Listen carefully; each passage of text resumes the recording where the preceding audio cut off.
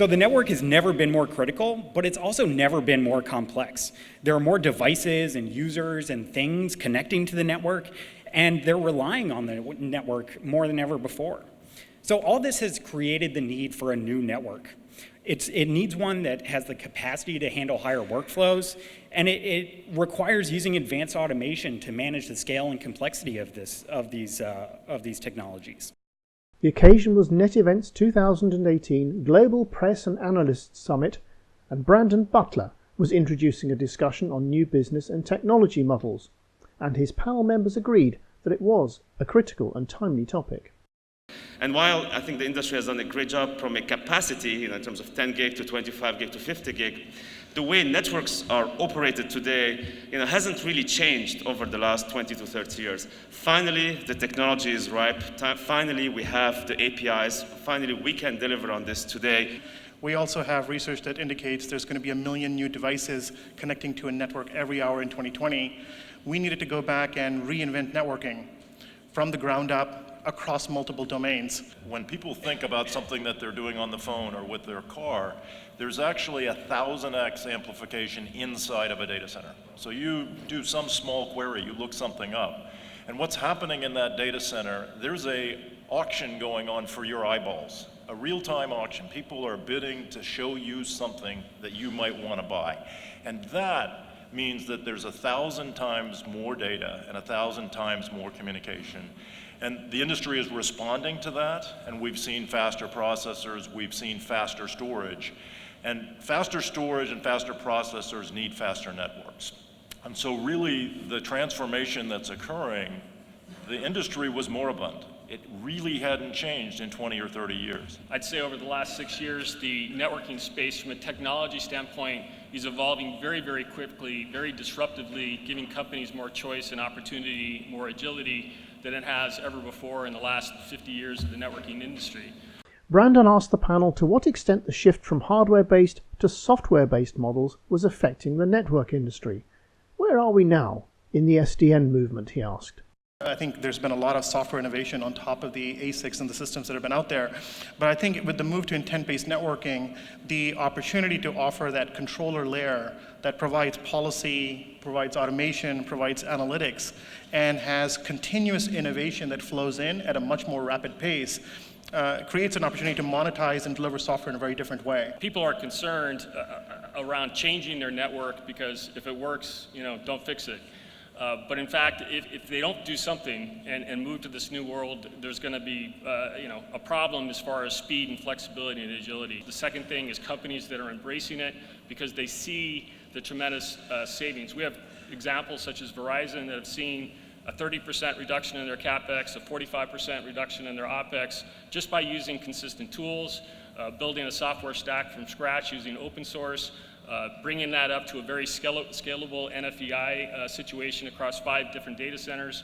And so there's tremendous opportunity. So I think the disaggregation with open networking is a critical development in the industry. What it means is that you can decouple your hardware selection from your software selection and choose best in class, and it gives the customers choice. The phrase intent-based networking had already been mentioned. Time for Brandon Butler to ask Mansour Karam to explain further. Well, intent-based networking, really this is the notion that you're automating your infrastructure in a very powerful way across the entire life cycle, not just pushing configurations, but also bringing in advanced analytics, continuous validation to ensure that your network is behaving as you expect it to. Essentially, think of a self-driving car, right? When you get into a self-driving car, you just tell the car where to go. That's intent. And the insight there is that the simpler the intent description, the more sophisticated the software needs to be to ensure that your intent is being delivered on. So to me, intent-based networking means we're now operating networks as a system the same way self-driving car operates a car as a system, not a set of components. Right? So that is intent-based networking. A great concept, but Brandon wanted a concrete example of how intent-based networking can increase the network's business value. So Children's Hospital of Los Angeles is a customer of ours adopting intent-based networking. And so what they're trying to do is translate their business intent that says doctors should have access to medical records, heart rate monitors should have access to administration systems, patients should have access to the internet and to their guest services, and restrict all other access, make it based on a whitelist. At the same time, video conferencing, video applications should get a high priority. They want to make sure that the systems that we offer can translate that intent, can activate it on all the underlying infrastructure of any kind, physical or virtual, and then assure that it's being delivered as designed. And they see our intent-based networking solution as the only way to go achieve this through the innovation at that software controller layer. Now, at the same time, these customers are looking for that infrastructure to detect threats, to detect malware and encrypted traffic without decrypting it. That kind of innovation requires the entire stack, right? ASIC technology, system software technology, all the way to the top. Brandon followed up by asking whether an intent-based network depended on disaggregation and an open platform. The majority of our enterprise customers want the business outcome. They want it supported. They want intent-based networking delivered to them. But there are customers who are very large service providers, there's certain kinds, web scale, who want open APIs. They want to bring their own controller. They want to write their own software stack on top. And we deliver that. You can run our software on third party. You can run it in a virtual environment. We have open APIs for provisioning and for streaming telemetry. So I think you have to offer that choice. There's an evolving story around intent-based networking with the technology changes that we talked about. The programmable ASICs, the separation of control plane and the data plane, the capabilities around third-party or open-source software. Intent-based networking means the network is doing what you intended it to do, which starts with, did you configure it right? So things such as fabric automation, auto-configuration as it's connected to the server and storage and so forth, is critically important. What is the role for artificial intelligence and machine learning in intent-based networking, asked Brandon, and are we seeing it already? Certainly, you need advanced analytics, right? Certainly, you need powerful methods to collect telemetry, process the telemetry, analyze it as it pertains back to your intent. And, does it require artificial intelligence techniques? Absolutely, right? But, to me, we have to be very precise about those terms and how we use them.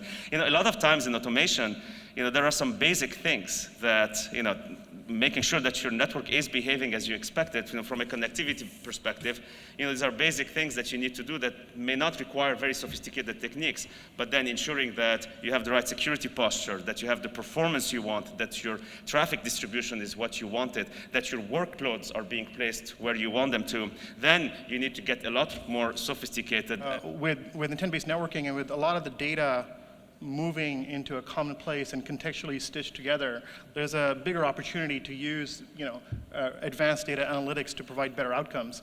And so, there's two ways that we're very excited about sort of delivering this to the market. One is through TELUS, which is our threat intelligence in the cloud, which sees 20 billion threats a day, like many more threats a day than Google searches in a day, that provides a data set for us to be able to identify and react to threats much, much, much quickly than anybody else in the industry.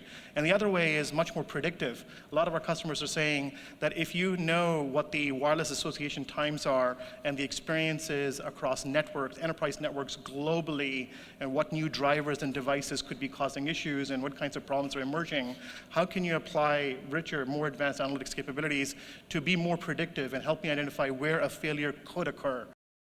Intent-based networking, automation, AI, and data analytics on a massive scale. It's a grand vision. But does it only apply to a handful of dominant players? Is there any hope for the rest of the world's enterprises to reap similar benefits? The rest of the industry is seeing that and saying, hey, we want to achieve the same efficiency and agility and scalability and operational efficiencies.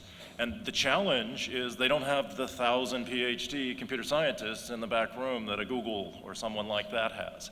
And so what really has delayed that from happening in the industry at a broader scale is the ability to take software that you're writing yourself. You can't do that. But now with all of this open source and disaggregation that we're seeing, you're seeing that software and the automation and the management become available to the second tier.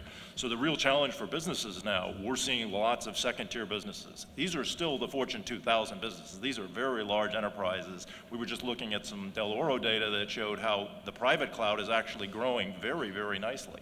And so not everything is moving to the cloud. Time to finish with questions from the floor and a lively discussion about the need to turn around an industry that has for 20 years been dominated by Cisco. You can watch the full session now on the NetEvents website.